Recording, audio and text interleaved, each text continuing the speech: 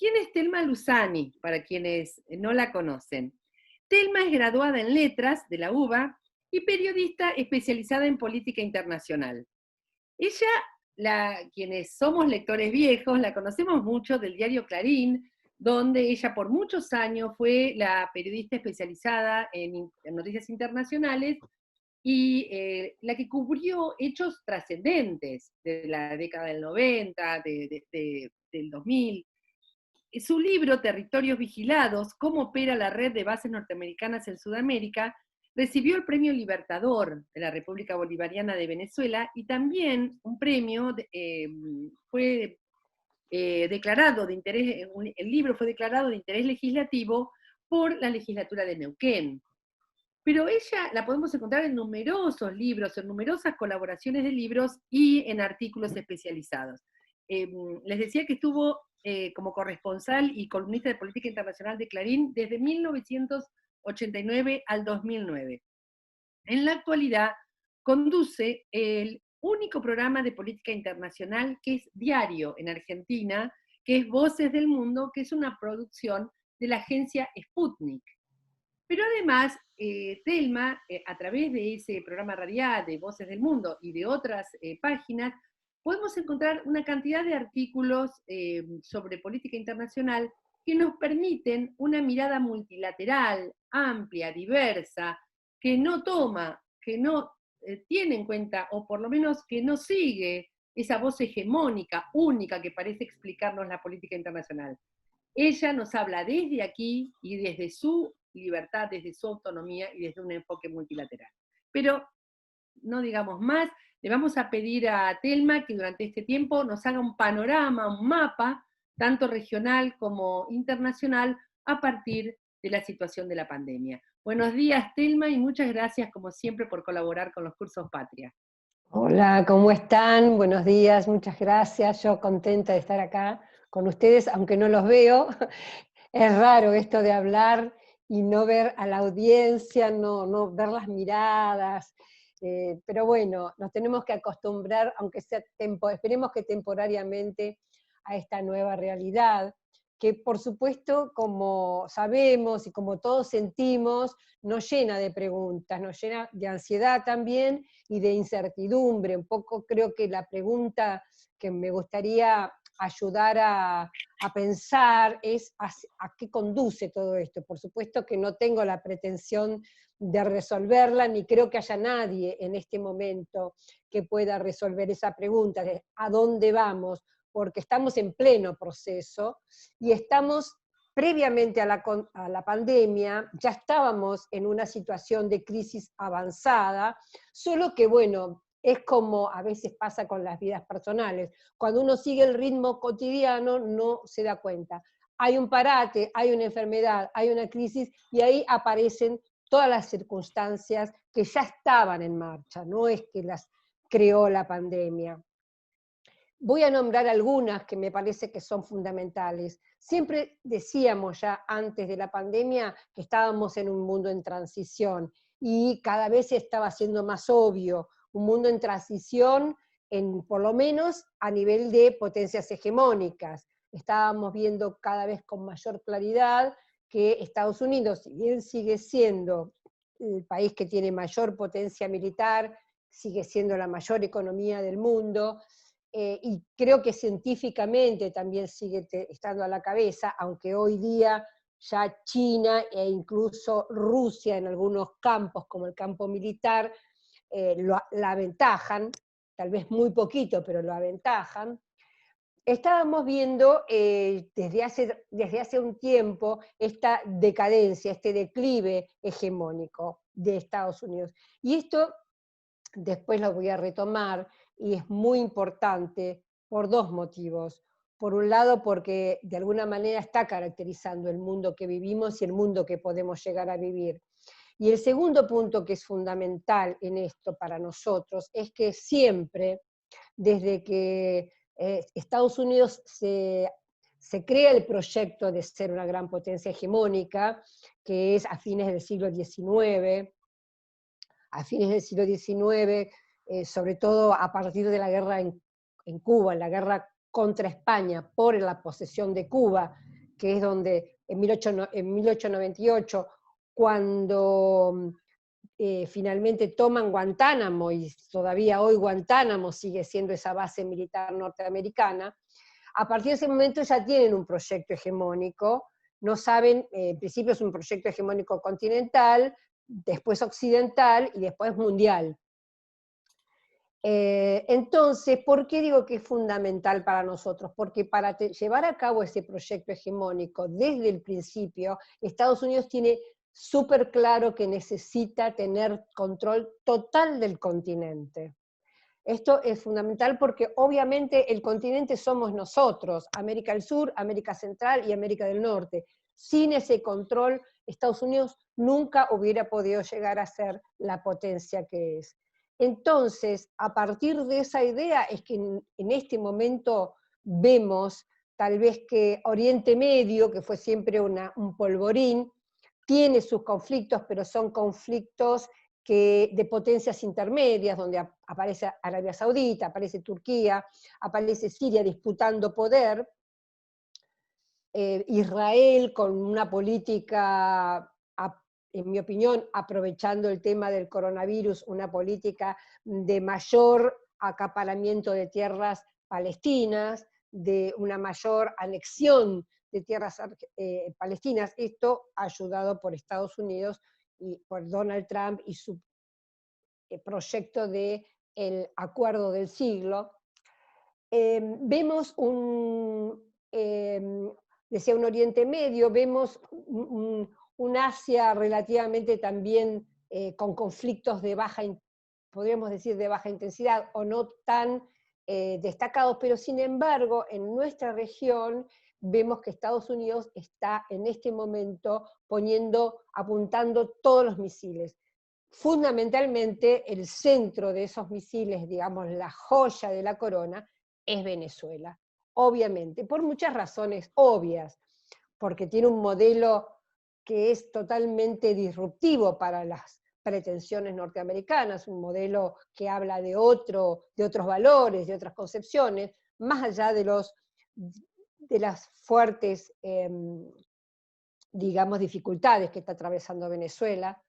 Venezuela en este momento tiene dos problemas, además de los que ya venía arrastrando graves. Uno tiene que ver con el tema de las remesas.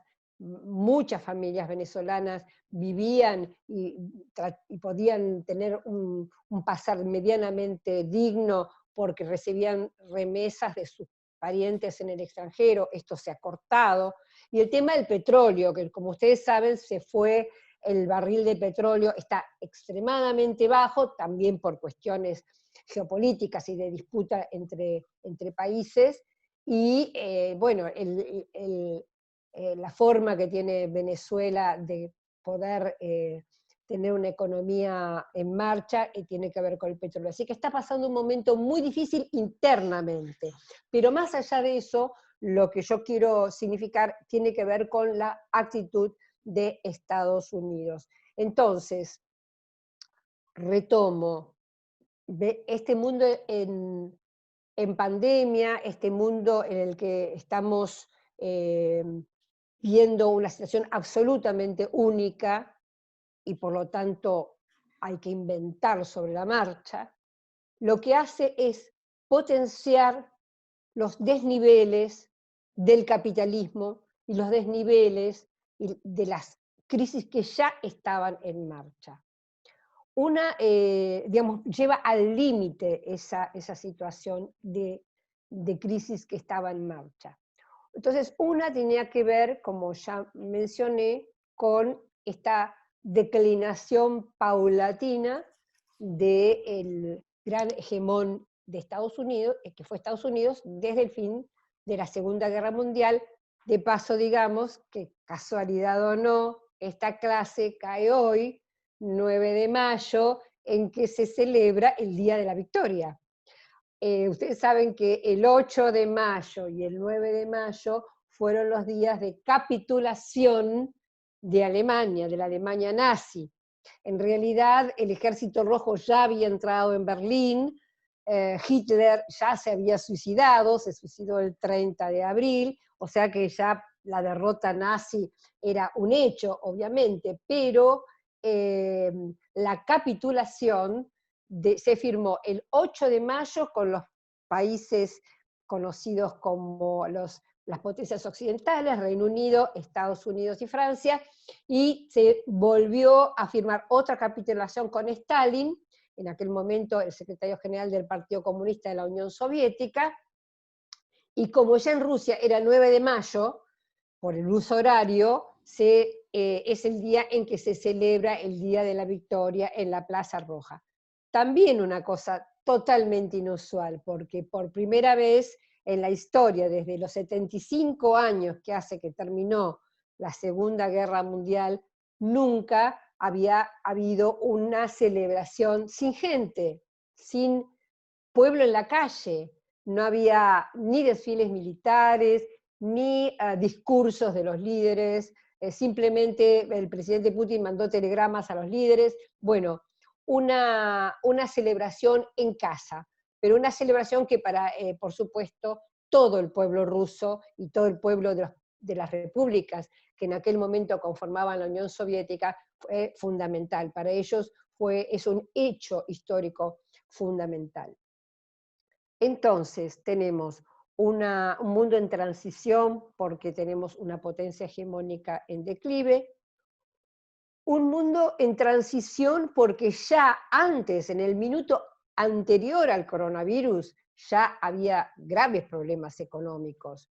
Se comentaba a los especialistas en economía que lo que se llama la economía real, o sea, la producción de productos, estaba totalmente subsumida en la economía financiarizada. Había una enorme burbuja financiera mentirosa, ficticia, que permanentemente los economistas se preguntaban cuándo va a reventar. Sabíamos que la crisis del 2008, la crisis de Lehman Brothers, que ya había explotado una burbuja financiera y que había sido salvada, los bancos habían sido salvados por los estados, sabíamos que eso no había sido el fin, sabíamos que esa crisis estaba avanzando. Entonces, la pandemia lo que viene es a poner al límite esa situación. Hoy somos 200 países en el mundo, según las Naciones Unidas. Hoy 170 países van a entrar en recesión si no están ya en recesión. O sea, esto es algo absolutamente nuevo en la historia de la humanidad. 170 países que van a entrar en recesión, y además de la cantidad, es la velocidad y la simultaneidad, porque por supuesto había países que entraban en recesión o no, pero no con la velocidad con que van a entrar y con la globalidad, digamos, con la simultaneidad que van a entrar. Esto me parece que lleva a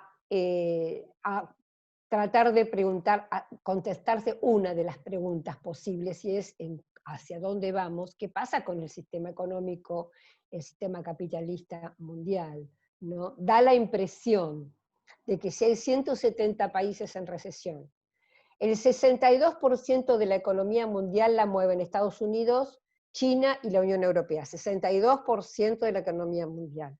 Si esto se frena, me parece claro que es imposible que no haya una revisión, digo, no por voluntad reflexiva, sino porque la misma realidad va a imponer un cambio, una diferencia. En muchos de nuestros países, afortunadamente, como dijo en algún momento Claudia, nosotros creo que estamos en muy buenas manos. Realmente creo que el presidente Alberto Fernández ha tomado las decisiones correctas, algo que no pasa en la mayoría de nuestra región, después lo voy a señalar. Bueno, tomar estas decisiones correctas implica adoptar algunas de las reglas que ya el neoliberalismo no aceptaba. Estas reglas tienen que ver con controles de precios, estas reglas tienen que ver con subsidios o con ayudas o con préstamos a los sectores más necesitados. Y en general, en este momento en el mundo hay una tensión en ese sentido, porque efectivamente hasta Estados Unidos, el reino del neoliberalismo, el epicentro del neoliberalismo, el presidente Donald Trump, uno de los íconos, si se quiere, del libre mercado, ha debido tomar medidas que podríamos llamar, entre comillas, keynesianas.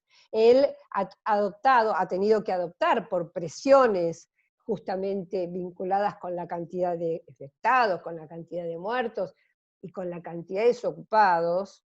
Quiero aclarar que Estados Unidos ya está en el 14% de desocupación, que es una cifra atroz, 50 millones de desocupados, 50 millones de desocupados en Estados Unidos. Y quiero aclarar algo más, en Estados Unidos tienen una forma sui generis de controlar quién es desocupado y quién es no. No es una encuesta, no es un censo. Se considera desocupado a aquella persona que va a un centro de desocupación, se presenta como un desocupado y dice que busca trabajo y por lo tanto aparece en un formulario buscando trabajo. Lo que significa, ha significado siempre esto en Estados Unidos, que no hay esa cantidad, porque hay mucha gente que va una vez, 2 veces, 3 veces y se desalienta. Hay gente que se desalentó, mucha gente que se desalentó y que ni siquiera se mueve al centro de desocupados para decir, yo estoy desocupado, necesito trabajo. O sea que esos 50 millones de desocupados es una cifra que podríamos decir mínima. Es una cifra digamos, de piso, no de techo. Entonces, retomo, hasta el mismo presidente Donald Trump reverdeció una ley que era de posguerra, de la guerra, de 1950, de la época de la guerra de Corea, en donde justamente el gobierno tiene la posibilidad de tener controles de precios y salarios, tiene la posibilidad de indicarle a una empresa que tiene que producir un determinado bien, por ejemplo, podría ser barbijos o respiradores o lo que fuere, en este caso, en este ejemplo. Pero estas nuevas medidas obviamente tienen la característica de temporales. ¿Qué va a suceder? Esto no lo sabemos. Ya hay como unas diversas manifestaciones de que este sistema económico anterior no es más sustentable. El aspecto de estas modificaciones que estamos viendo en los sistemas capitalistas actuales tienen sí un escollo importante y creo que acá en la Argentina lo estamos viendo y hay que superarlo. Este escollo tiene que ver con, mientras haya un control de la economía, mientras el Estado controle la economía y subsidie la economía, o sectores de la población, hay cierta tolerancia. Ahora, cuando las políticas empiezan a mirar un aspecto más redistributivo, cuando las políticas empiezan a mirar impuestos a las riquezas, impuestos a los patrimonios, impuestos a ese 1% que tiene más que el 99% restante, ahí aparecen realmente problemas, no solo en Argentina, sino en todo el mundo. Es decir, hay en esta pugna, en estos cambios, un choque vinculado al tema redistributivo. Ahí es donde aparecen los obstáculos. Y esto se verá si resulta o no. Entonces vemos el tema de la potencia estadounidense, el tema económico, y otro tema muy preocupante, en mi opinión, en este momento de la pandemia, que también ya venía de antes, tiene que ver con la crisis de liderazgo. Tiene que ver también con la caída hegemónica de Estados Unidos, pero también hay una cierta crisis de liderazgo. Me voy a retrotraer al fin de la Segunda Guerra Mundial, no solo porque hoy es 9 de mayo, sino porque en aquel momento se diseña el mundo que vivimos hoy. En aquel momento, yo contaba antes, Estados Unidos tenía como proyecto hegemónico a fin del siglo XIX. En ese momento había un estratega que veía al continente como una gran isla, el Atlántico y el Pacífico protegía de cualquier tipo de invasión de algún otro país, por eso la importancia para Estados Unidos de tener control total sobre nosotros. Y a fines de la Segunda Guerra Mundial, Estados Unidos, con la Alemania nazi vencida, tenían dos proyectos, los norteamericanos. Tenían el proyecto de si Alemania triunfaba y el proyecto de si Alemania perdía.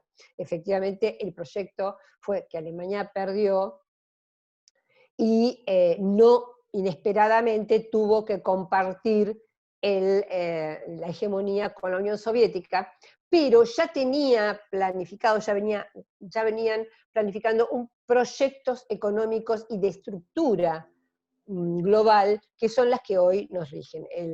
Bueno, Naciones Unidas, los acuerdos de Bretton Woods, el FMI, el Banco Mundial, organizando la estructura económica, y en aquel momento justamente Keynes proponía una moneda mundial, el Bancor se llamaba, perdió esa propuesta de Keynes, y la propuesta que triunfó, por supuesto por presión de Estados Unidos, fue la paridad del dólar con el oro, o sea que el dólar pasó a ser la moneda global, la moneda de referencia. Esto, en este primer momento de la Guerra Fría y de la posguerra, de la Segunda Guerra Mundial, es lo que se conoce como el siglo de oro o el momento de oro, porque obviamente fue una economía basada en el consumo, fue el mundo que conocemos nosotros, donde las clases medias pudieron acceder al turismo, al viaje, a la comunicación, empezamos a tener teléfono todos, la televisión, el cine como gran elemento de propaganda, pero también como gran momento de placer y de divertimento. El mundo que nosotros vivimos y en el que crecimos fue ese mundo de la posguerra, donde se proponía un estado de bienestar, siempre porque existía la Unión Soviética justamente, que promovía igualdad de hombres y mujeres, que promovía salarios y redistribución de la riqueza para los trabajadores, donde se permitía la sindicalización. Entonces, ese mundo influyó enormemente en Occidente, al punto que Estados Unidos tiene la obligación, se ve en la obligación estratégica, no solo de poner el plan Marshall en Europa para la reconstrucción de los países, para que les compren sus propios productos de industrialización, y además para que Europa vote a su favor en las Naciones Unidas, sino también para frenar el comunismo. Recordemos que tanto Italia como Francia tenían partidos comunistas muy poderosos y hacía falta una socialdemocracia, un estado de bienestar para frenar ese comunismo. Bueno, ese mundo en el que crecimos termina en los años 70 y es muy importante esto, tiene que, recuerden así sucintamente, guerra de Vietnam, pero hay un dato económico fundamental, es que en el año 71 Richard Nixon desacopla el dólar del oro, porque no podía seguir perdiendo, como se llama, reservas en el tesoro, desregula aparece en la desregulación, justamente, empieza a aparecer el mundo en que hoy estamos. En el 71 es este año en el que Richard Nixon desacopla el dólar del oro, y hay en general una fuerte embestida cultural de valores. El pacifismo, las movilizaciones contra la guerra de Vietnam, la libertad extraordinaria que tenían las universidades norteamericanas, Woodstock, la experimentación libre con drogas, la gran vanguardia cultural que hubo en Estados Unidos espantó a su élite. Yo creo que el 68 francés nosotros conocemos el 68 francés como el gran momento de la vanguardia y de los cambios. Yo creo que se dio en Estados Unidos esa verdadera, o sea, los franceses con el 68 hicieron una buena prensa, pero el cambio extraordinario fue en Estados Unidos, la juventud norteamericana, los poetas. Había realmente un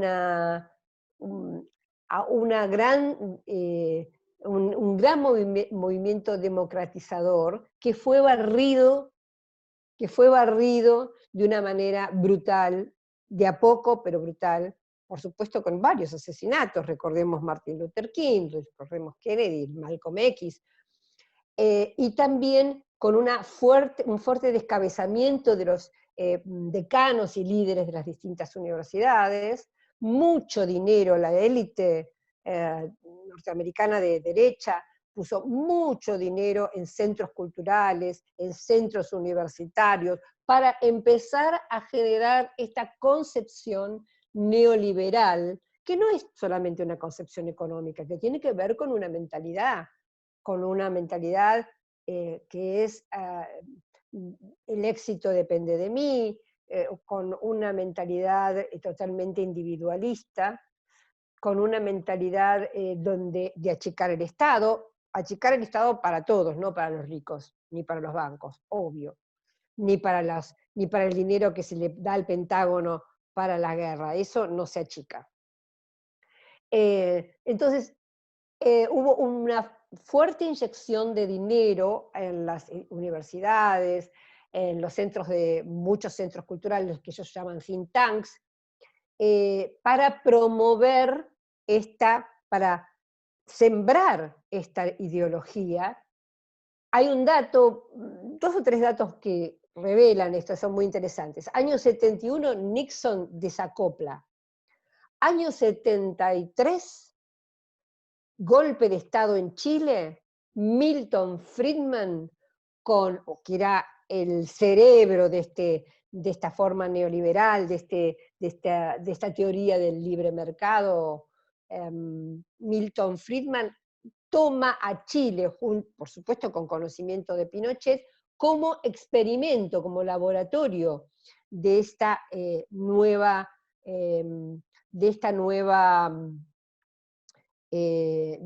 teoría. Año 73. Año 74, por primera vez, el Premio Nobel de Economía no lo recibe un keynesiano, no lo recibe un socialdemócrata, uno que defiende el sistema solidario de bienestar social, sino que lo recibe Milton Friedman, justamente. Y al año siguiente, el 75, lo recibe Friedrich von Hayek, que era el maestro de Milton Friedman.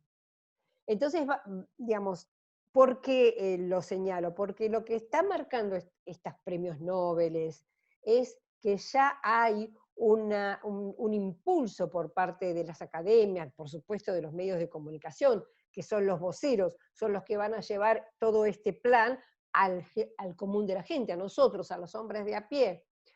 Se va incrementando esta política que finalmente a nivel ya, digamos, político institucional, lo difunde Margaret Thatcher y Ronald Reagan con la famosa Reaganomics. eso ustedes ya es una parte de la historia ya más conocida.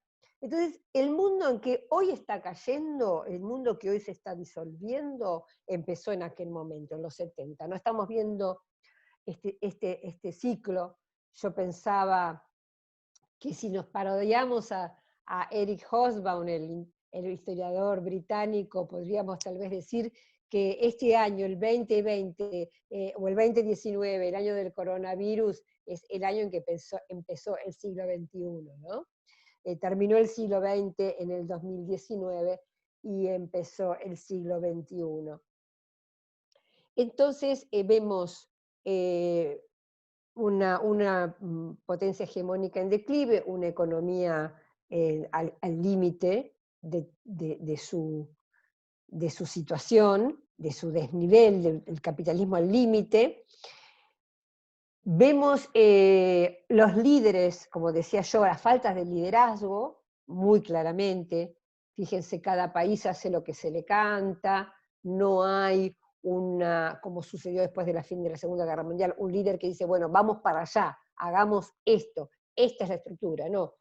Unos ponen cuarentena, el otro no pone cuarentena, el otro dice que va a poner Boris Johnson, que no va a poner cuarentena, se enferma y entonces sí la pone. O sea, no hay, es un mundo sin liderazgo, es un mundo que, como el mismo Kissinger reconoce, Estados Unidos está muy dividido, no tiene una propuesta civilizatoria, por ahora no hay ningún país que tenga una propuesta civilizatoria, ni hay ningún líder que pueda resolver estos problemas. Entonces, el otro tema que creo que es fundamental y que la pandemia nos vino a poner en el frente, pero que ya venía, y tiene que ver con el deterioro del medio ambiente, y tiene que ver, por supuesto, con la economía, porque esto de desmontar a lo loco la Amazona, de contaminar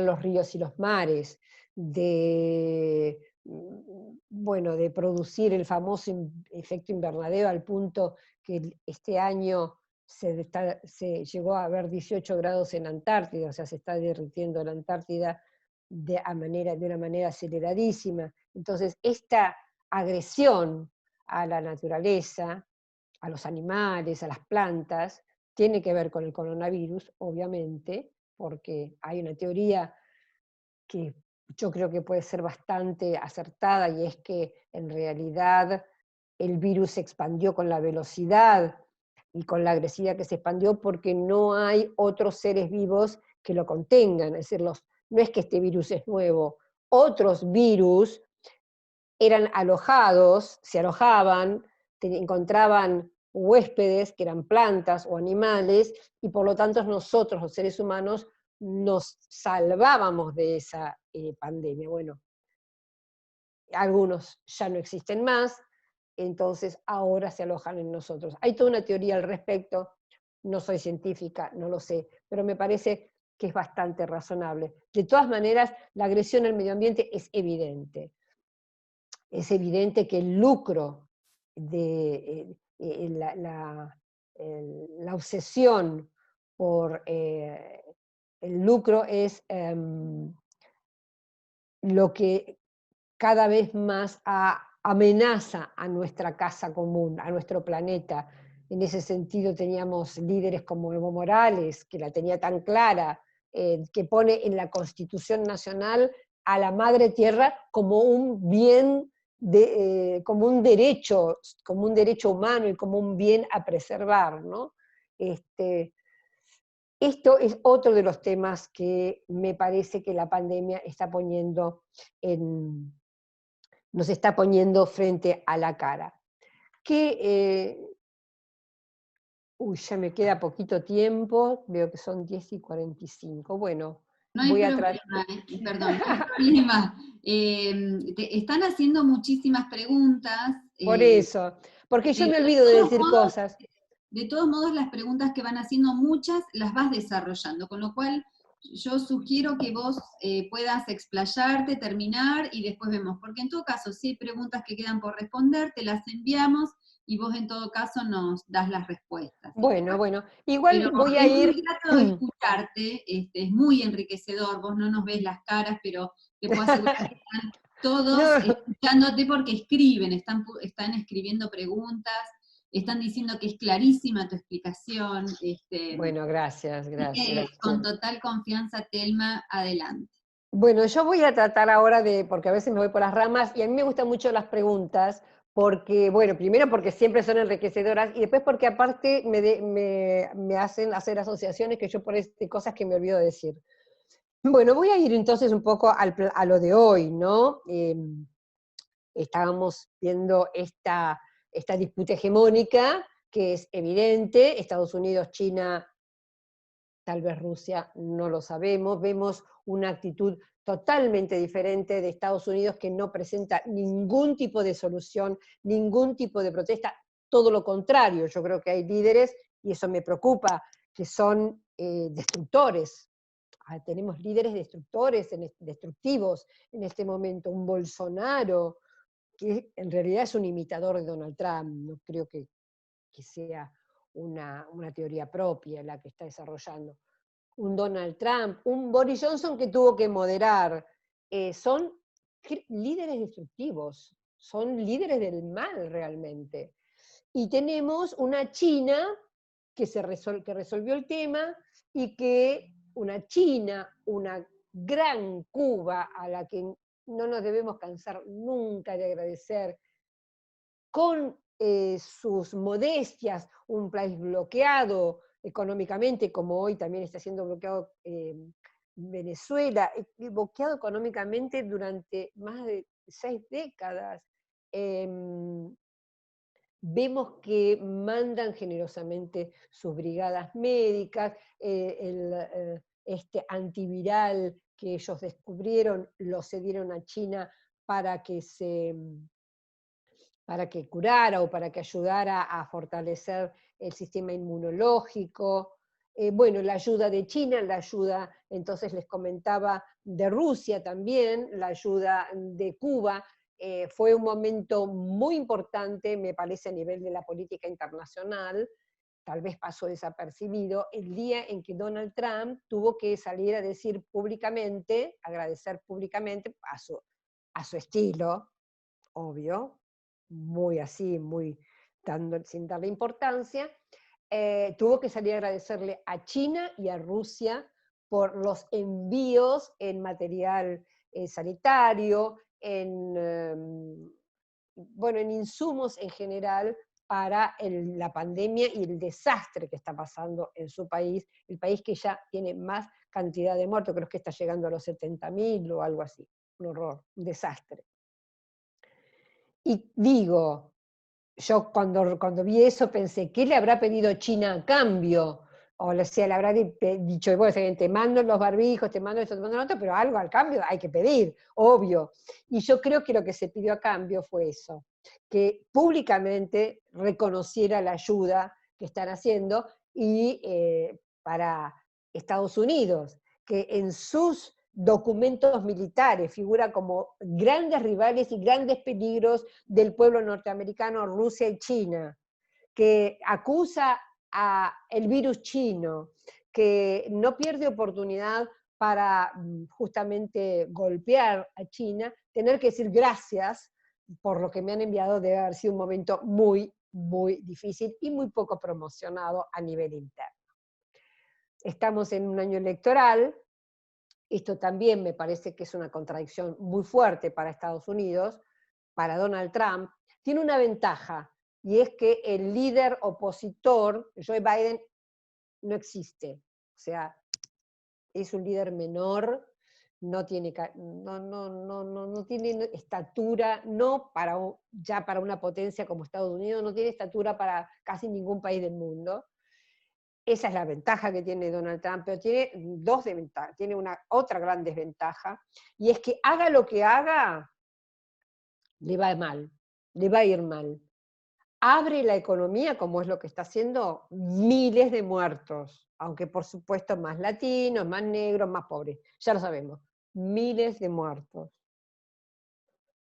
Cierra la economía y todo su capital electoral, que era, miren lo que hice, miren cómo abrí la economía, miren cómo ahora hay trabajo, miren cómo ahora va todo bien, también se desmorona. Y se está desmoronando el tema del trabajo. Entonces, a nivel argumentativo, electoral argumentativo, esto está muy mal para Estados Unidos. Por eso creo yo que pone los cañones en dirección a Venezuela. Y esto es un tema que quiero detenerme porque es muy importante. Hay dos cosas con el tema Venezuela. Por un lado, me preocupa que no haya una reacción regional denunciando lo que está sucediendo. Estados Unidos, la secuencia fue más o menos la siguiente. Viene, como sabemos, cercando a Venezuela desde hace tiempo, obviamente, ya sabemos, molesta su modelo, molesta su asociación con China y Rusia, molesta el petróleo que no puede acceder, y molesta sobre todo que haya un desobediente en el patio trasero, ¿no? Entonces, ¿cuál fue la secuencia que siguió Estados Unidos? Bueno, trabajó muchísimo en una transición a Venezuela que no prosperó. A nivel regional, podemos decir que fue muy exitoso, logró borrar de la faz de la Tierra, podríamos decir casi borrar de la faz de la Tierra a UNASUR, lo eliminó, consiguió poner gobiernos adictos en Ecuador, en Paraguay, en Chile, en Uruguay, en Brasil, en Honduras, que era otro país con Manuel Zelaya, un país, digamos, del grupo del ALBA, y sobre todo tuvo que golpear a Bolivia para conseguir un gobierno adicto en Bolivia. No logra este cometido en Argentina y México, dos países fundamentales, y un Brasil que está en crisis seria. Ahora termino con Venezuela y voy a ir a Brasil. ¿Qué hizo Estados Unidos con Venezuela? Bueno, creó el Grupo Lima, fracaso, trató de, a través de la OEA, intervenir y imponer un presidente autoproclamado, Juan Guaidó, fracasó. Hace unos pocos meses, parece que fue hace un siglo, pero en enero de este año, o sea, hace 3 meses, hubo un gran festival en Colombia con ayuda internacional para Venezuela, fracasó. Entonces, lo que hizo para poder justificar esto que está sucediendo y que me parece gravísimo, ¿por qué me parece grave? Porque se saltea todas las leyes internacionales y porque nos puede pasar a cualquiera de nosotros. O sea, si Estados Unidos es exitoso en violar la ley internacional, si no hay ningún otro país, ni China, ni Rusia, ni el Consejo de Seguridad de Naciones Unidas, ni a nivel regional, alguien que diga, señores, esto no se puede hacer, esto es ilegal, estamos en el horno. Pero bueno, ¿qué hizo Estados Unidos? Declaró a Maduro como narco, que lo acusó de lavado de dinero, lo acusó de narcoterrorismo, ofreció 15 millones de dólares por su cabeza, o por algún dato que lo pudiera condenar. Entonces, en primer lugar, lo instala como narcotraficante, dice, el fiscal que lo acusa dice que con asociación con la FARC, mandan cocaína a Estados Unidos, Maduro y la FARC mandan cocaína a Estados Unidos para, digamos, degradar a la población cocainómana norteamericana, y que entonces están atentando contra la población norteamericana. Este es el argumento que permite el ataque a Maduro, ¿no? Y la acusación internacional. O sea, que inundan Estados Unidos de cocaína, cosa que es real que está inundada de cocaína, pero no porque la manda Venezuela. La que manda la cocaína es Colombia, el gran aliado norteamericano. Y a propósito de políticas de droga, lo que debe hacer Estados Unidos si realmente quisiera terminar con la droga, cosa que no quiere porque es un fangote de dinero, es una de las economías más prósperas del mundo, el tema del narcotráfico, si quisiera terminar, tendría que controlar el ingreso, tendría que controlar la demanda, no la oferta de cocaína, sino la demanda de cocaína. Ahí es donde tiene que frenar Estados Unidos si quisiera realmente. Pero bueno, la realidad es que primero lo acusa de narcotraficante y luego, a los pocos días, a través de un DNU, de un decreto de necesidad y urgencia, en Estados Unidos tiene otro nombre, ahora no me acuerdo, no me acuerdo, manda una flota naval del Pentágono al Caribe y al Pacífico a rodear. Ahí hubo protestas mundiales al respecto, y simultáneamente esta operación, que se conoció el domingo 3 de mayo, encubierta, donde hubo 2 norteamericanos por lo menos presos, y que ellos confiesan directamente: nosotros fuimos entrenados para infiltrarnos, fuimos entrenados para combatir en aguas profundas, teníamos que tomar el aeropuerto, teníamos que llevar a Maduro, si fuera posible vivo, a Estados Unidos. O sea, cuentan todo. Cuentan que hay bases de entrenamiento de norteamericanos y desertores venezolanos en Colombia, en un lugar que se llama la Alta Guajira, que es frontera con el estado de Zulia, de Venezuela. O sea, hacen explícito todo. No es como en el caso del golpe contra Chile, contra Allende, que la CIA estaba digamos, complotando contra ese golpe, pero que era todo secreto, y que si yo en aquel momento decía que había sido la CIA, todo el mundo me decía: eso es teoría conspirativa, es mentira. No, no, no, ahora se dice a cara descubierta. Esto es un signo de debilidad, obviamente. Estados Unidos ya no está en capacidad de hacer proyectos encubiertos, de poner títeres tipo Guaidó, porque se le desmontan todas las operaciones.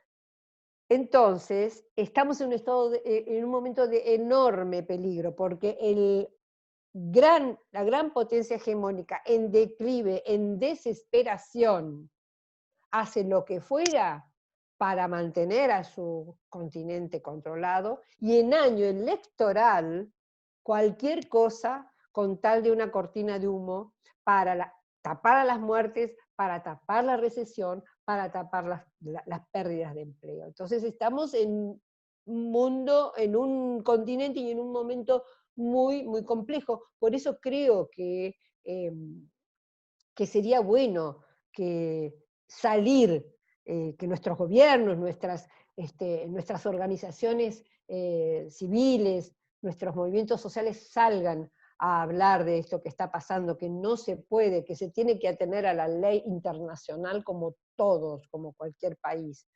Y de hecho, ahora paso a Brasil. Ayer Brasil fue interesante porque justamente varios importantes figurones de la política: Fernando Henrique Cardoso, ustedes saben, fue presidente, fue ministro de Economía; Celso Amorín fue canciller en la época de Lula y de Dilma Rousseff; Recupero, que también fue canciller. Bueno, 7 u 8 importantísimos líderes brasileños sacaron una carta repudiando la política de Bolsonaro. Ahora voy a ella, pero además, ojo, sin nombrar, aunque nombran a Venezuela en un párrafo, señalando que la política exterior de Brasil siempre fue respetar el derecho del otro país a tener la política que quiera, a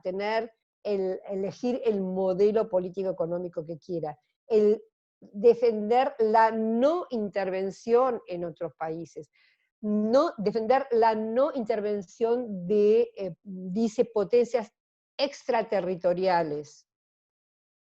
Hay que entender que es Estados Unidos esa potencia extraterritorial. Entonces, hay una alerta en Brasil, no solo con respecto a la política interna de Bolsonaro, obviamente tienen que estar muy preocupados, sino también por la política exterior y por lo que está sucediendo en Venezuela. Termino con Brasil, entonces, este gobierno que es difícil calificarlo, no lo quiero calificar con adjetivos ofensivos, pero hay que recordar en qué circunstancia gana. Bolsonaro era lo que es un manotazo de ahogado, es lo que el establishment brasileño y el establishment internacional, sobre todo Estados Unidos, que ya quería liquidar a Bolivia, que ya le puso todas las fichas a Mauricio Macri para que se mantuviera en el poder, que ya tenía un Uruguay más o menos dominado.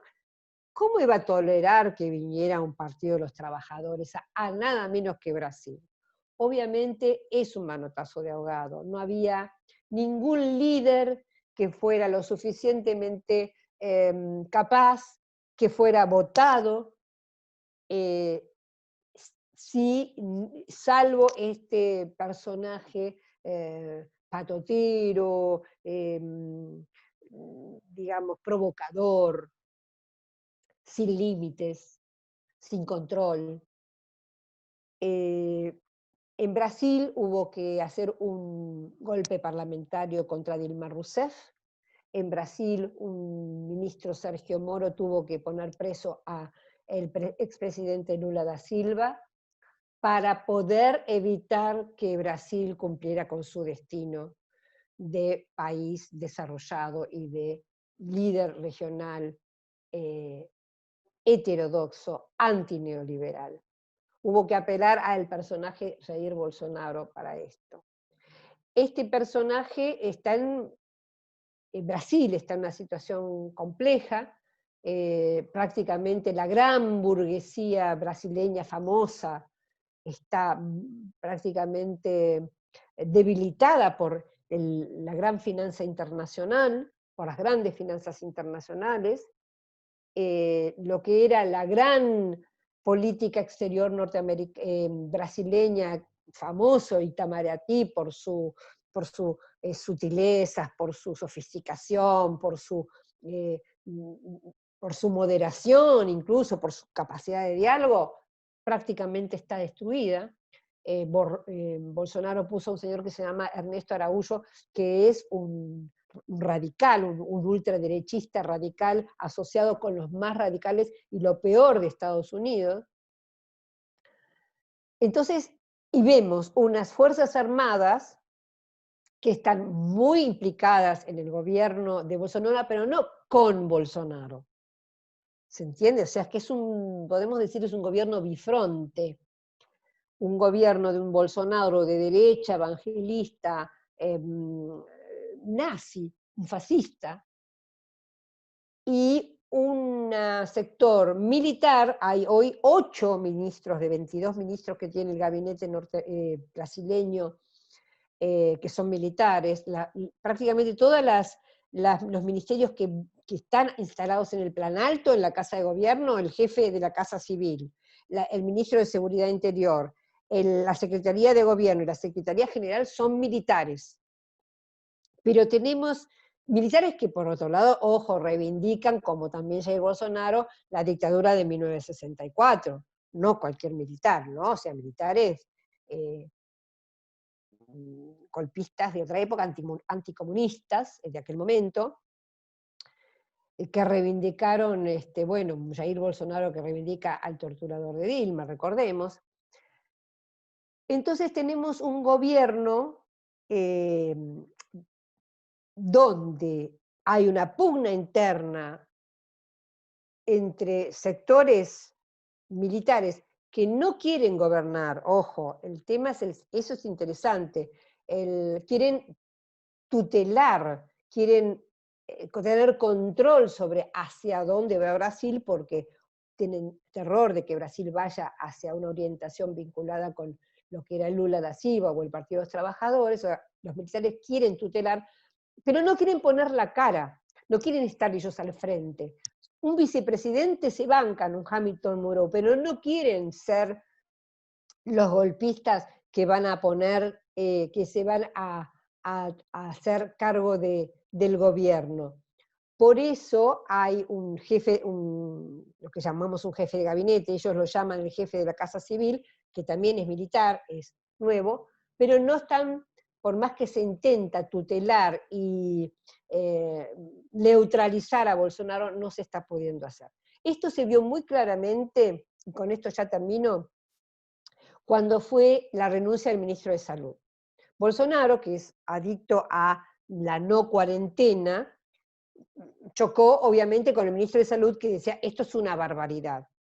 Bolsonaro lo quiso echar, este grupo de militares se opuso, bajo tierra, no en forma explícita, y la pulseada la ganó Bolsonaro. ¿Qué quiero decir con esto? Que el señor Bolsonaro tiene todavía mucha o bastante seguimiento popular, tiene alrededor de un 30% de apoyo popular, tiene sectores dentro de, o fuerzas dentro del evangelismo, sectores dentro de la agroindustria, sectores dentro de algunos sectores políticos, incluso que en los distintos estados de Brasil, que lo siguen apoyando, y tiene, por supuesto, mucho apoyo de Estados Unidos. Los hijos de él, los 3 hijos, tienen muchos vínculos con Estados Unidos y son prácticamente, podríamos decir, los asesores íntimos de Bolsonaro, porque son a quienes más escucha.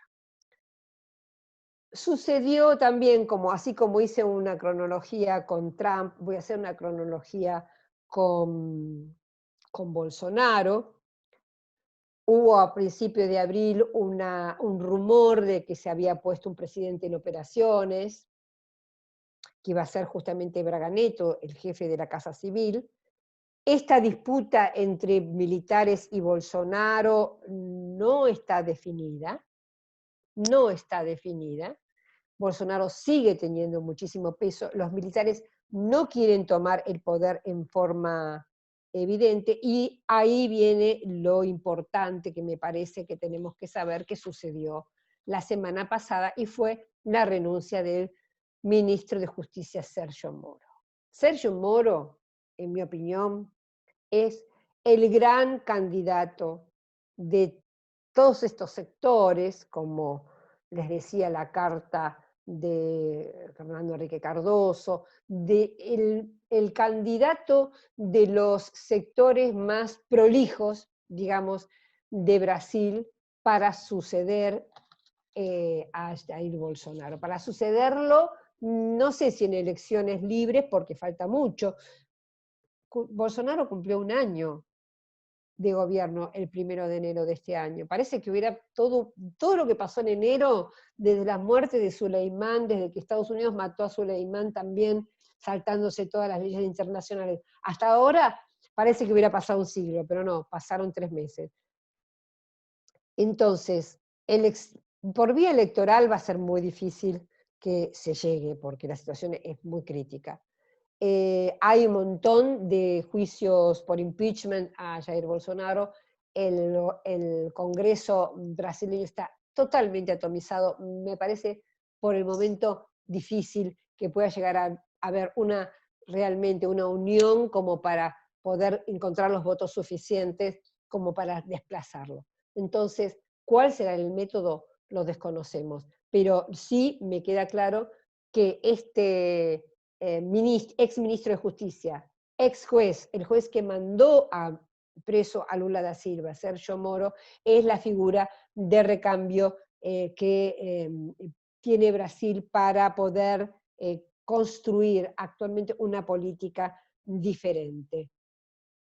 No le da ni el carisma, ni su forma de hablar, ni su ni su trayectoria política, ni su experiencia política, pero sí aparece como el único sucesor posible de este señor Bolsonaro, que tanto problema también nos trae, dado que tenemos límite con Brasil. Bueno, entonces, para terminar, ¿quién va a digamos, cómo va a ser el mundo que se nos viene? Bueno, las preguntas son muchas. ¿Quién va a establecer las pautas futuras? No tenemos todavía claridad, no hay un liderazgo evidente. ¿Cuáles van a ser las futuras alianzas? Tampoco sabemos. Rusia y China por momentos tienen alianzas muy importantes, pero tampoco sabemos si va a haber un sistema de alianzas que prospere. ¿Quién gana y quién pierde? Bueno, podemos ya decir que hay ciertos perdedores, Estados Unidos, Europa seguro, la desunión europea es impresionante, y sin duda hay ganadores, podemos pensar en China, tal vez podemos pensar en Rusia, y si va a haber una polarización, o una nueva guerra fría, o un nuevo bipolarismo, o un tripolarismo, dudas, todas dudas.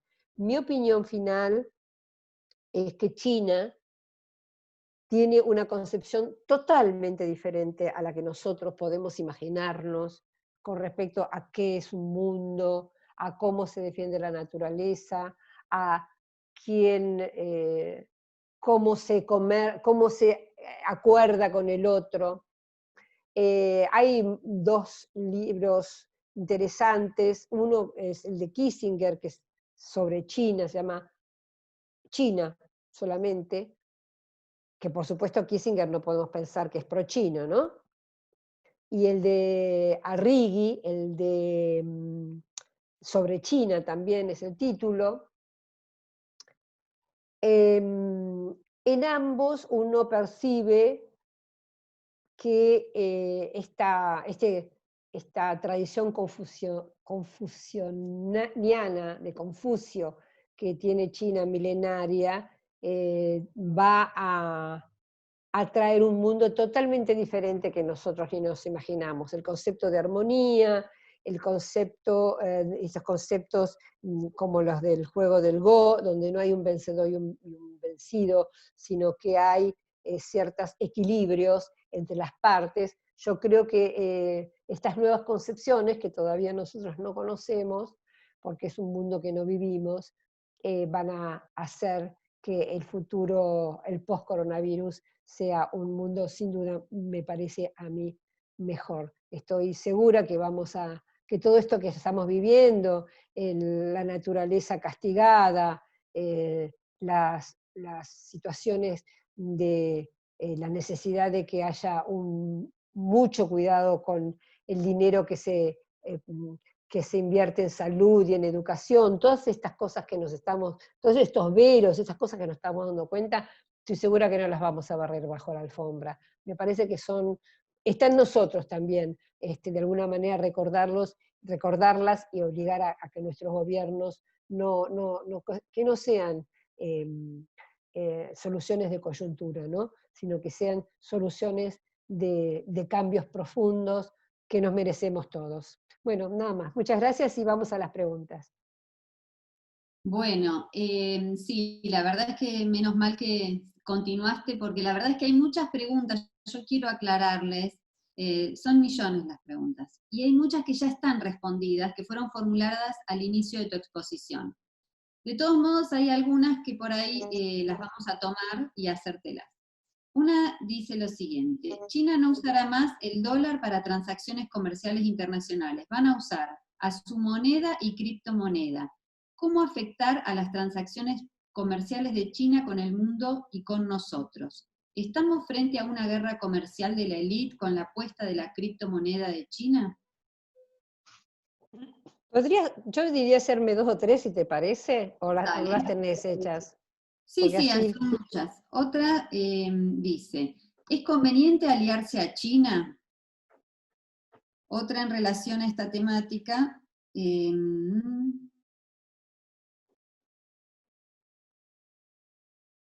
Bueno, hace referencia al tema de las, dice, la industria de China, ¿trata a los obreros como los peores países neoliberales? O sea, en relación a China, ¿no? Hay como varias preguntas, pero por ahí si querés retomar esto, Dale, sí, vamos abordando yo un te poco. decía después, si no, por ahí 2 o 3 preguntas, aunque sean diferentes, Ah, para bueno. hacer. Bueno, Pero bueno, yo digo para abarcar más, aprovechemos, pero perfecto. y aprovechemos, Bueno, Elba, si te parece, aprovechar en esta intervención a comentar sobre el liderazgo de Papa Francisco, así ya reunimos bueno, dos grupos de dale. preguntas. Perfecto. Bueno, China, efectivamente, esto de la guerra comercial es uno de los temas que nos va a cruzar durante este periodo de coronavirus y post-coronavirus, por lo que comentaba yo, porque estamos frente a una transición hegemónica. Hay quienes hablan de una transición en relación a esto que yo comentaba también antes, del cambio de concepción que podría llegar a traer una mayor influencia de China, un cambio de concepción en los valores, etc. Hay quienes hablan de que se terminó el siglo del Atlántico, o sea, este siglo que empezó en el siglo XV, con el descubrimiento de lo que se llama, bueno, el descubrimiento de América, que está mal dicho, pero todo este predominio de, el océano Atlántico, se está viendo que justamente este polo, esta fuerza está pasando hacia el Pacífico, y estamos empezando a vivir dicen algunos estudiosos, un periodo civilización del Pacífico. Ahora bien, en esta guerra entre potencias, que es una guerra en este momento más de Estados Unidos hacia China. China por ahora responde así como un buen jugador de tenis responde la pelota. Hay muchas cosas. Muchos tienen que ver con guerras de títulos periodísticos. Otra tiene que ver con guerra de propaganda. Otras tienen que ver con guerras verdaderas o con guerras comerciales, digamos. Guerra verdadera afortunadamente todavía no hay. Espero que no haya, porque con las armas que hay hoy estamos todos fritos. ¿A qué digo? Por ejemplo, Huawei, si se acuerdan, esa fue una de las primeras emergencias de la guerra entre Estados Unidos y China. Apresaron a la hija del dueño de Huawei en Canadá. Entonces ahí hay una acción concreta. Las otras son acciones de palabras, o por lo menos no llega todavía esa situación a cumplirse cabalmente. Efectivamente, China ya hace rato que viene usando su moneda, el yuan, en varias transacciones. Por ejemplo, ya en el 2008 hace un acuerdo con Rusia en que todas las transacciones comerciales entre China y Rusia se va a hacer sin pasar por el dólar, yuan rublo. Luego fundó un banco de Interamérica, un banco de inversión, donde también el yuan aparece como la moneda de referencia. El yuan cotiza en las bolsas de Londres. Con respecto a la criptomoneda, es decir, todo este tipo de medidas que vemos en los medios de comunicación, en realidad todavía no llegan a concretarse, pero sí son pasos que se dan en función de esta guerra.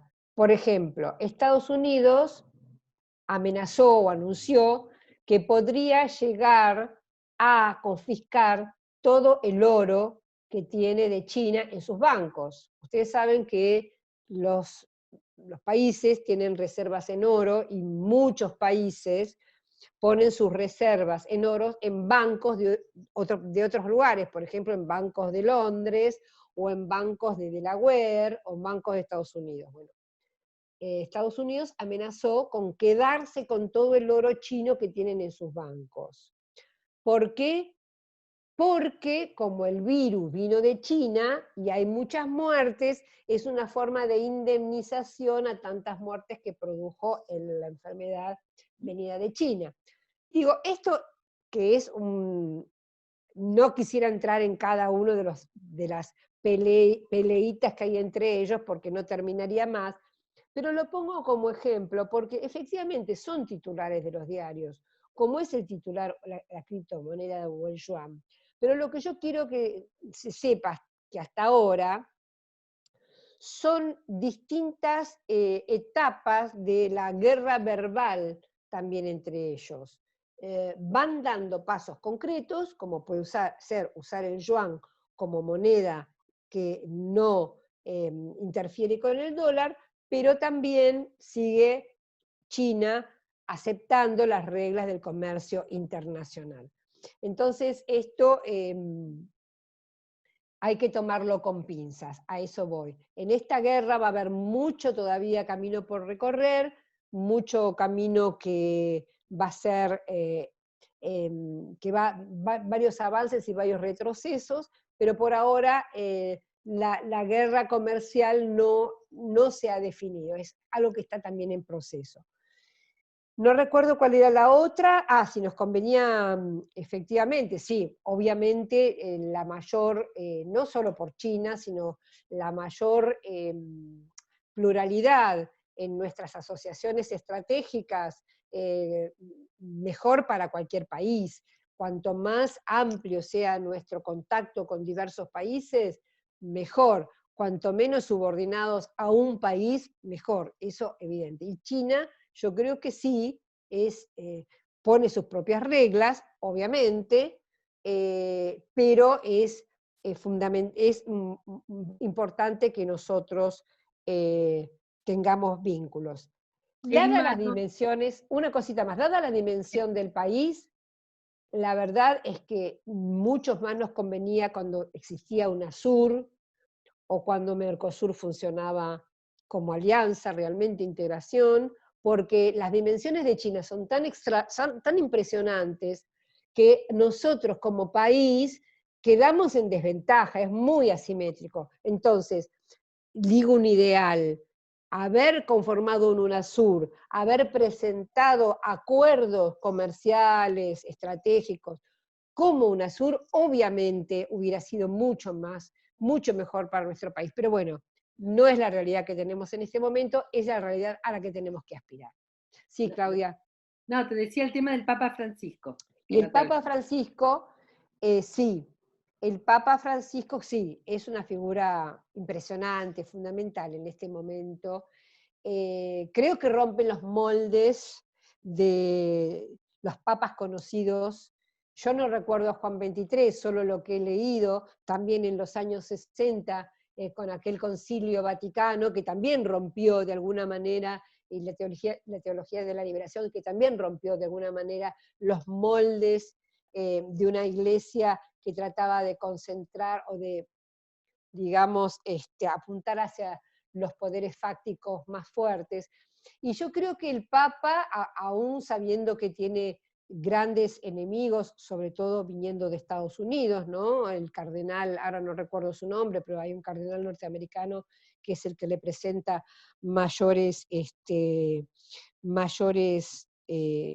problemas, mayores polémicas y oposiciones. El Papa ha estado, digamos, desde que asumió, acorde con los tiempos. Él, yo creo que se da cuenta de los peligros en el que está el mundo. Desde un primer momento abogó por la igualdad, abogó por los movimientos sociales, abogó por el derecho a el cuidado a la naturaleza y por una economía que no favoreciera al 1% más rico. Yo creo que la palabra de él, siendo como es un líder de muchísimas personas, un líder espiritual de muchísimas personas, es fundamental. Lo que él diga es fundamental para entender que en este mundo en el que estamos tiene que ser un mundo solidario, tiene que ser un mundo donde ya no el papel del Estado sea fundamental, donde el cuidado de la naturaleza sea fundamental, ¿no? Lorena, te dejo a vos con las preguntas. Sí. Bueno, en relación a lo que comentabas con respecto a América, preguntan también cómo ves el futuro del Grupo Puebla y qué, digamos, cómo lo ves hoy, ¿no? Frente a todo este contexto de pandemia. Esa es una pregunta. Otra tiene que ver con lo que desarrollaste en la mitad de la explicación, es cómo incide la falta de liderazgos en los organismos internacionales. ¿Sí? Bueno, en realidad, la primera, ¿cómo era? Porque La primera, respecto del Grupo Puebla. Ah, el grupo por acá, claro. Es que en realidad están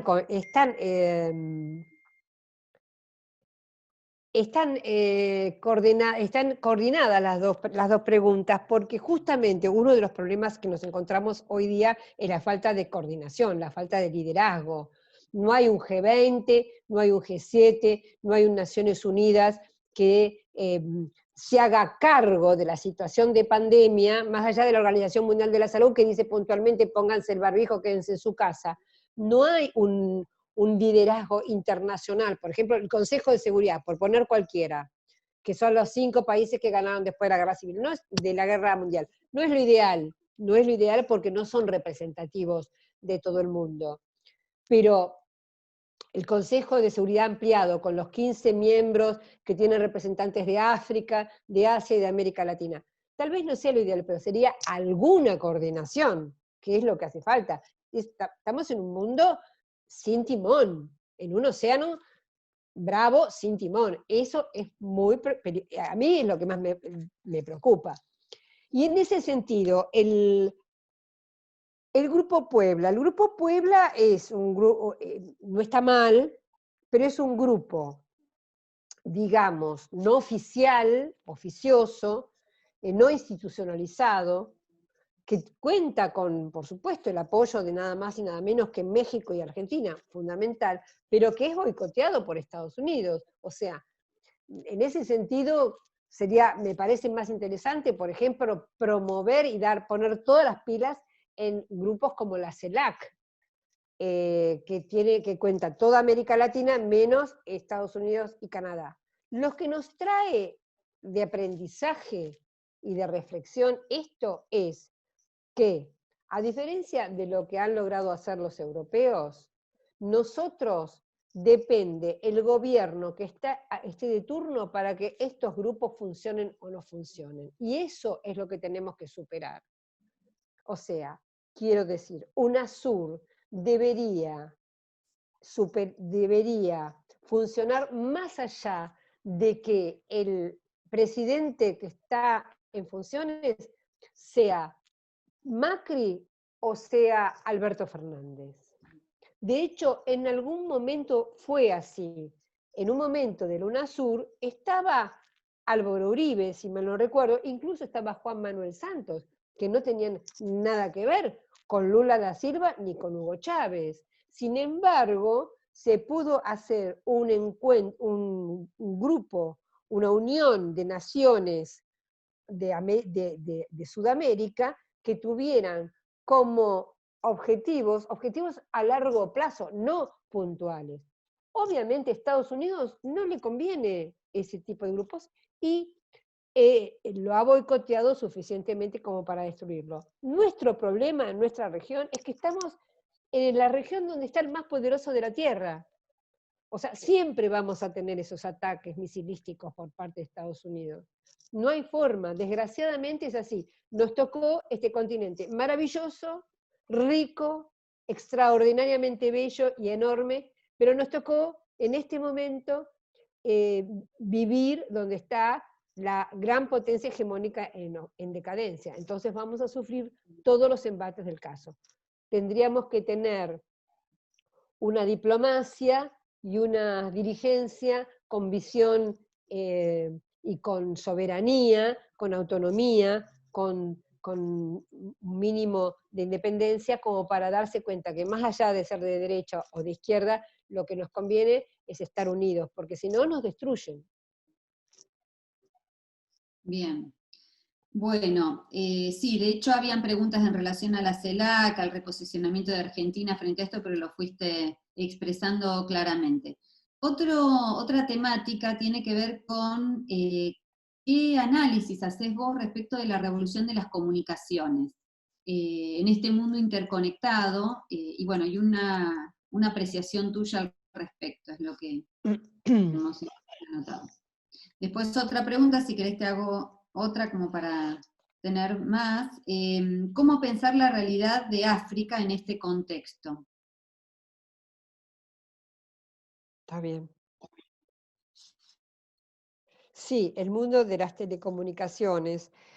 Bueno, ese es un gran tema, ¿no? Porque también tenemos que, digamos, yo cuando hice ese recorrido, comentaba que justamente en la época, lo que se conoce como la época de oro, fue el momento de eh, de gran despegue de los medios de comunicación. Es como si de aquella época, desde el 1945, que ahora se están cumpliendo 75 años, a lo largo de todo este año se cumple 75 años de lo bueno y de lo malo, o sea, de lo bueno que empezó un mundo que fue próspero en un comienzo, pero también, recordemos, en agosto fueron las bombas de Hiroshima y Nagasaki tiradas por Estados Unidos contra Japón, que también nos iba dando una alerta de hasta qué era capaz Estados Unidos con tal de tener primacía, ¿no? Era capaz de, o lo que fue después Vietnam, es capaz de los peores crímenes, para conseguir ese liderazgo que se propone. Y en aquel momento, claro, era el momento del auge, por supuesto que ya existía la radio y la televisión, pero fue la globalización, digamos, cualquier familia de clase media a partir de los 50, 60 podía tener una televisión en su casa, empezó a entender, y también empezaron los vuelos intercontinentales en avión, se empezó a tener contacto con otras culturas, otras formas de vida, se empezó a tener llamadas internacionales por teléfono, que era una novedad. En ese momento había que esperar 2 o 3 horas, por ejemplo, para hablar con Mar del Plata, y era, por supuesto, a través de operadora, ni hablar con Europa. Pero empezó a existir un mundo interconectado que, como me parece pasó en todo, se fue como degenerando, ¿no? Se fue como extremando. Hoy tenemos efectivamente el mundo de las telecomunicaciones, en donde aparece un enorme punto positivo que tiene que ver con la capacidad de poder saber al instante esto que comentaba antes, que Estados Unidos, por ejemplo, mató a un líder de Irán en territorio iraquí de una manera totalmente ilegal, lo sabemos a la hora, o sabemos qué dijo el Papa Francisco, lo estamos viendo al Papa Francisco hablando al mundo, y por otro lado tenemos digamos, el uso de control con respecto a este poder de comunicación. Este aspecto de control que en el año creo que fue el 2012, 2013, con las declaraciones de Edward Snowden, conocimos que hasta qué punto todos nuestros mensajes de internet, todos nuestros mails, nuestros WhatsApp, son almacenados, controlados. Luego nos enteramos de un Cambridge Analytica que hace, digamos, patrones de conducta en relación a justamente lo que nosotros marcamos como preferencias, o lo que vamos diciendo que nos parece bien y lo que parece mal. Y estos patrones de conducta, a su vez, son vendidos por ejemplo, campañas electorales, o son vendidos al cosmético para luego hacer de nosotros algo así como muñequitos que consumimos lo que nos proponen a partir de los datos que nosotros mismos dimos. Entonces vemos que el mundo de telecomunicaciones tiene y su gran, extraordinario desarrollo, tiene esta cara positiva y esta cara negativa, que sin duda es una de las preocupaciones post-pandemia. Yo no hablé de las preocupaciones post-pandemia, pero quiero nombrar dos. Una tiene que ver con esto que estamos hablando, el control. Sabemos que hay lugares como Corea del Sur que tienen una aplicación que creo que nosotros también lo vamos a tener. Escuché ayer algo de esto, dijo el presidente Alberto Fernández, ¿no? O sea, nos bajamos una aplicación por la cual contestamos un cuestionario vinculado a nuestra salud y creo que también se puede medir la fiebre, no lo conozco bien, hablo del caso de Corea del Sur, y a partir de esos datos, que llegan a un control, obviamente, a una central sanitaria, uno está o no está capacitado para desarrollar determinadas actividades, porque está sano o no está sano, ¿no es cierto? Entonces, esto, ¿qué me pasa a mí? Voy a decir, ¿qué me pasa a mí con esto? Yo estoy tranquila porque está Alberto Fernández.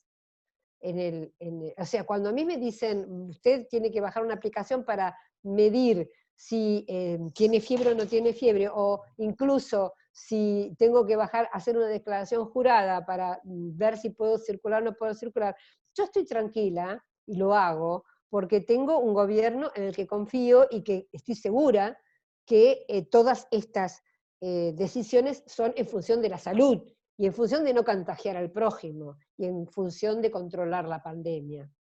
Pero, ¿qué pasa con esta información en manos de un, no sé, Bolsonaro, en un Donald Trump, en una persona que puede utilizar esto con otros fines? Y me animaría a decir, hasta en un Marcos Peña, que sabemos que es capaz de armar una central de trolls para llenarle la cabeza a los argentinos con determinados temas. Bueno, ¿qué puede hacer con estos datos? A mí ahí me da un poquito de miedo. Entonces, el mundo de la telecomunicación tiene que ser absolutamente regulado. Tiene que haber, es decir, no hay leyes todavía para Internet, para WhatsApp, tiene que haber leyes que no sean restrictivas o censoras en cuanto a la capacidad de bienestar que esto nos trae, pero sí ciertas regulaciones para que nuestra información, nuestra intimidad no se haga cualquier cosa, no se pueda manipular.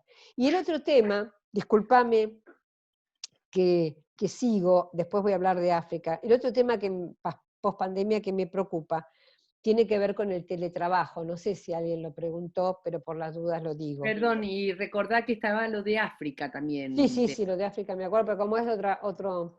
Bien. El teletrabajo es un tema también que me preocupa, porque hoy efectivamente estamos todos en casa trabajando, yo hago mi programa de radio desde casa, de paso hago un aviso que es a las 2 de la tarde, por si quieren AM770 a las 2 de la tarde, todos los días estoy en mi programa de Voces del Mundo.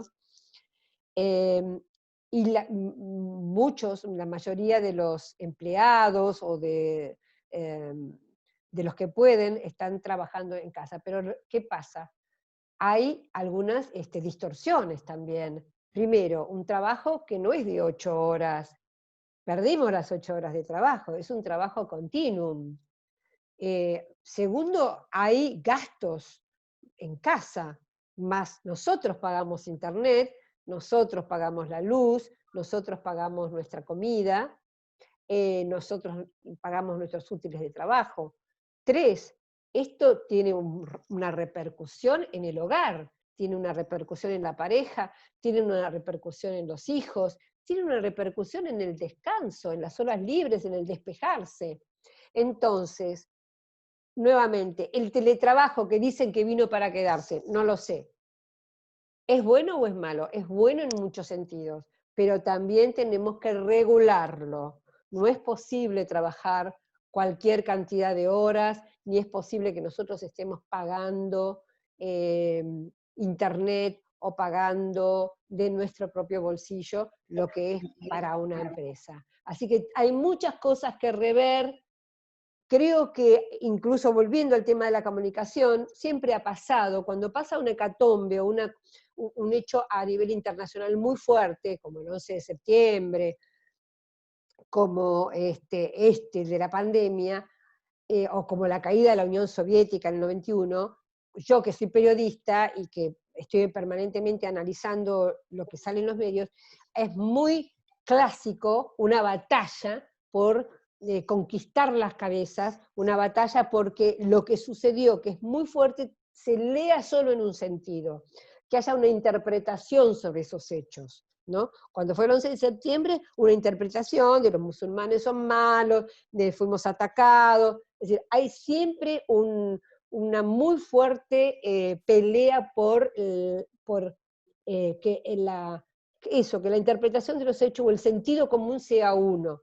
Y en este caso con la pandemia va a ser lo mismo. A la salida de la pandemia va a haber un control y una pelea enorme por entender qué es lo que pasó con la pandemia, qué es lo que va a haber después de la pandemia. Bueno, cuidado, seamos críticos. Basta de trabajo en negro, podemos decir, hay trabajo en negro, estamos sabiendo, bueno, pensemos qué va a pasar con eso. Sabemos que el papel del Estado es importante, lo redescubrimos, bueno, pensemos qué va a pasar con eso. Y así sucesivamente, ¿no? La naturaleza, etc. Bueno, y voy a África. África tenemos varios conceptos equivocados a veces de África. África es un país que también tuvo mucho que ver, un continente que mucho tuvo que ver en los 60.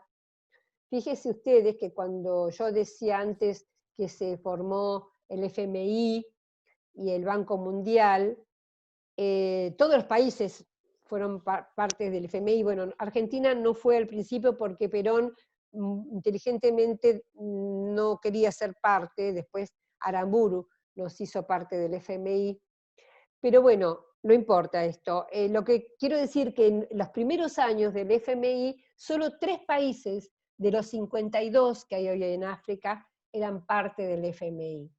¿Por qué? Porque el resto eran colonias. O sea que todo el continente africano estaba compuesto por 3 países.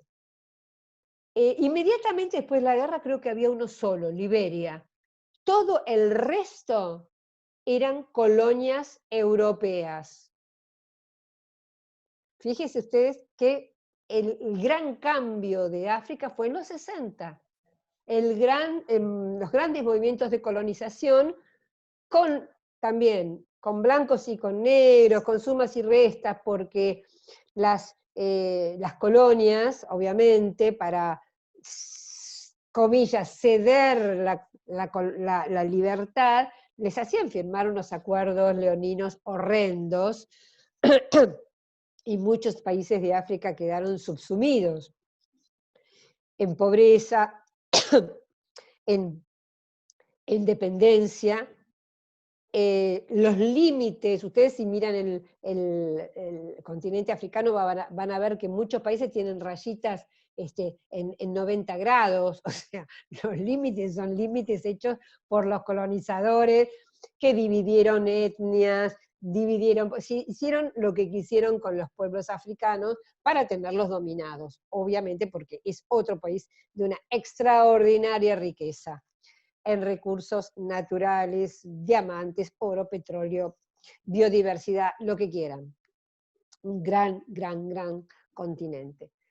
Entonces, África ha ido transformándose en este momento con mucho, decía yo, dificultad y con mucha dependencia respecto de las colonias, pero a medida que fueron declinando las colonias europeas, que ya realmente no son, ya Europa no es una de las grandes potencias del mundo, tiene muchos problemas internos y muchos problemas de unión, a pesar de que Alemania es una locomotora, etc. No estoy minimizando su poder económico, pero sí su influencia como liderazgo.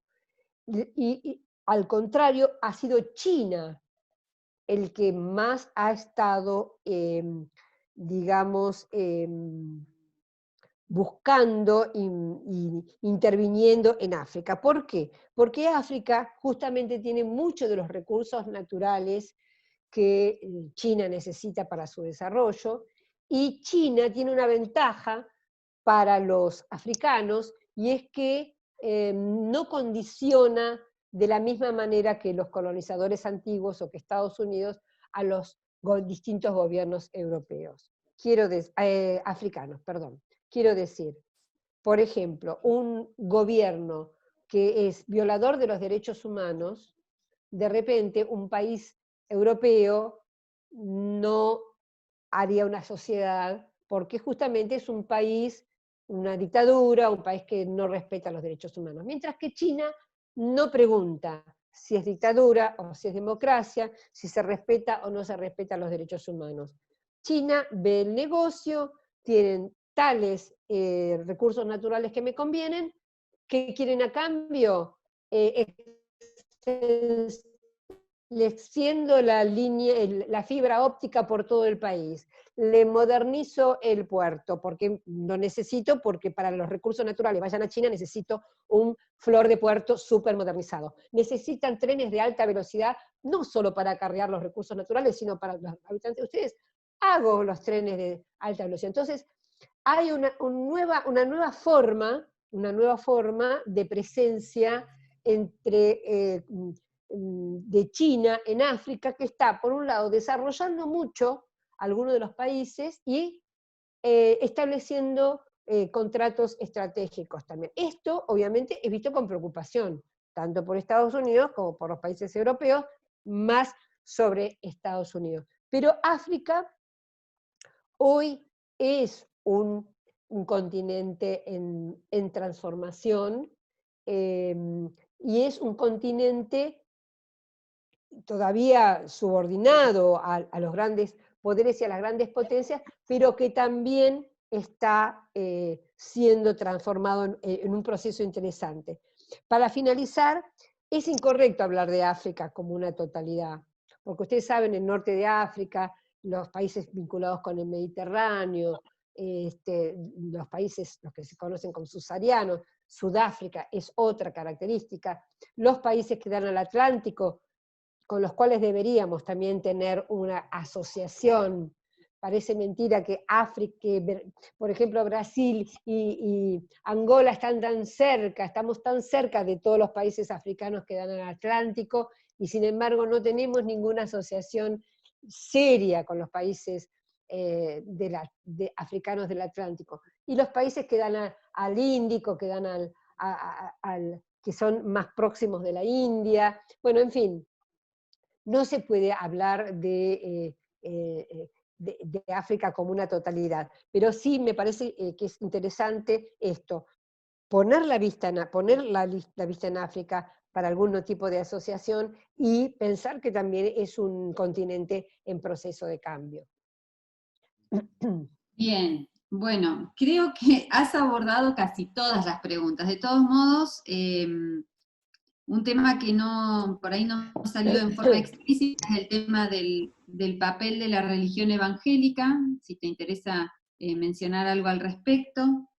Después, respecto de la fake news, que algo mencionaste cuando hablaste, pero bueno, también habían reflexiones sobre el avance tecnológico, que va mucho más rápido de la reglamentación, que era lo que vos habías planteado, y a veces las reglamentaciones, cuando suceden, resulta que hubo innovaciones tecnológicas, entonces ya resultan obsoletas. Claro. Esto de las libertades individuales. Bueno, yo creo, sí, también preguntan mucho cómo contactarte, quieren saber si tenés páginas, redes para poder seguirte, además del programa, y cómo leerte. Bueno. A mí también había una pregunta respecto de la India, algún análisis que quisieras compartir. Sinceramente creo que estuvo abordado, quedan unos minutos todavía, pero me parece que fueron abordados casi todas las temáticas que fueron expresando.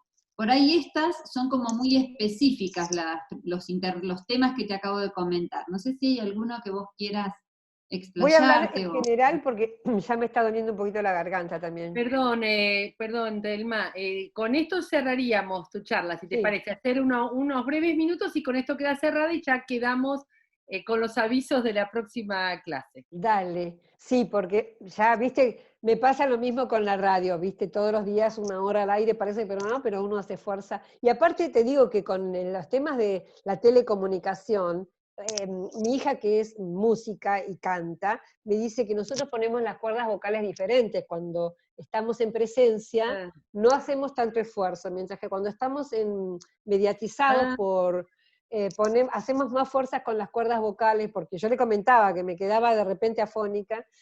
Bueno, a ver, bueno, sería mucho hablar de India, hablar del evangelismo. India es una de las grandes potencias y es un país que hay que súper poner atención, porque además es un país complementario con Argentina, no es, porque lo que tenemos, otro problema que nosotros tenemos con Estados Unidos es que tenemos las mismas, digamos, riquezas y tenemos las mismas características, entonces somos competidores, mientras que con India somos complementarios. Entonces lo que ellos tienen nos sirve a nosotros y lo que nosotros podemos dar les sirve a ellos.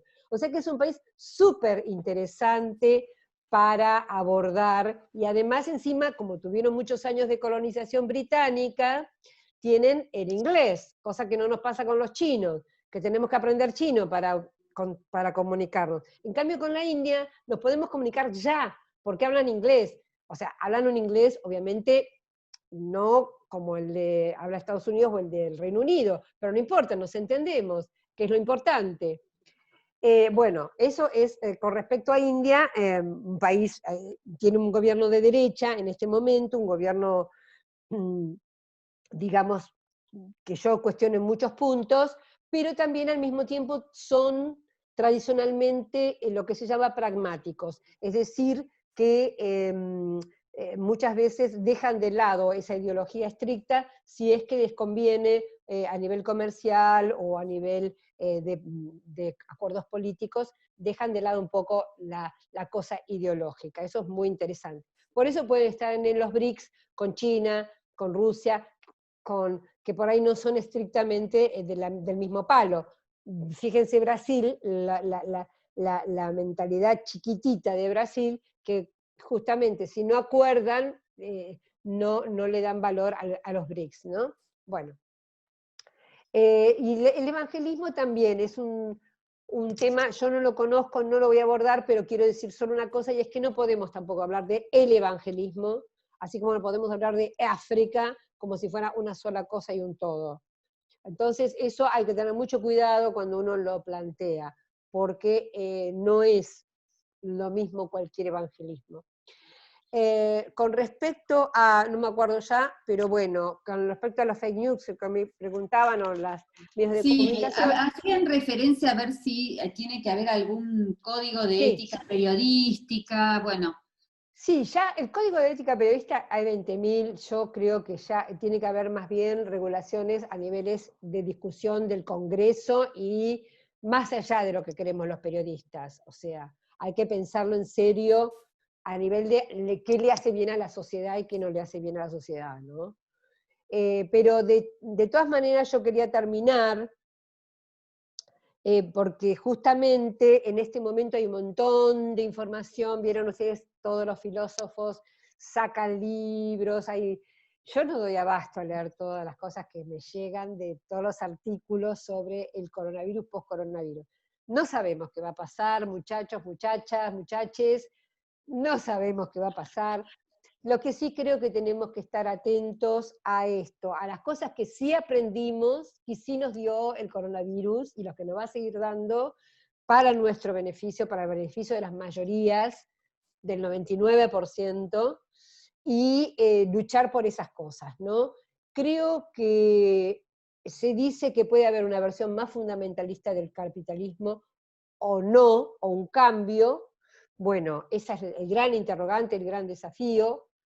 Si hay una versión fundamentalista del capitalismo va a ser en una dictadura mundial, porque no, de otra manera los pueblos no se lo van a bancar, y ahí tenemos que estar muy seriamente fuertes para no permitirlo.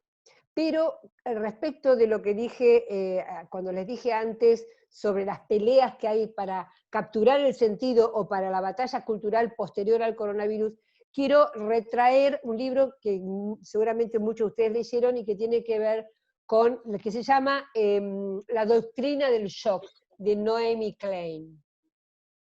Naomi Klein, en la doctrina del shock, que sirve mucho para, ella toma como ejemplo la dictadura chilena, dice que cada vez que hay una situación de shock en el mundo, en una sociedad, los grandes poderes aprovechan, porque nosotros, la gente está preocupada por el coronavirus, está preocupada porque se queda sin trabajo, está preocupada por el día a día, como en el Chile de Pinochet, la gente estaba preocupada por sobrevivir.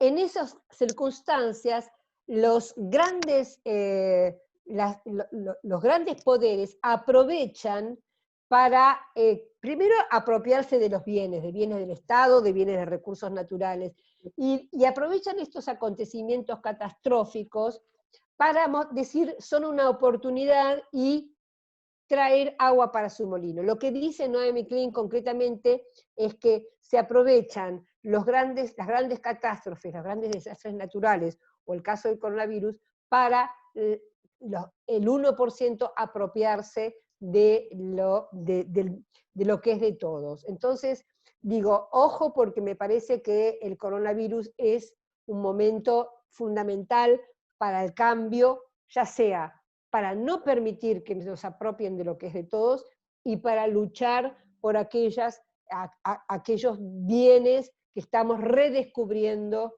y que sabemos que son la forma de vida que nos corresponde. Un medio ambiente sano, un Estado fuerte y valores, los valores de solidaridad, los valores del bien común, que son los que nos van a hacer felices en este mundo.